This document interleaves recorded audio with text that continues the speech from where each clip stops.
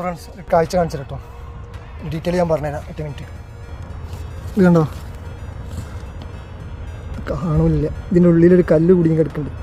കല്ല് ഉണ്ടോ? ഇത് ബോൾ വാൾവിൻ്റെ അതിൻ്റെ ഓളിൻ്റെ അവിടെ പോയിട്ട് കുടുങ്ങി കിടക്കണേ. ഇതൊരു കല്ല്, ഇതിനുള്ളിലിത് വേറെ കല്ല്. ഇതൊക്കെ ഇങ്ങനെ കയറി വന്നെന്നുള്ളാവുമല്ലോ, മോട്ടറിൻ്റെ എംബ്ലറിൻ്റെ ഉള്ളിൽ കൂടെ എങ്ങനെ കയറി വരുന്നതെന്നറിയില്ല. 3 കല്ല്.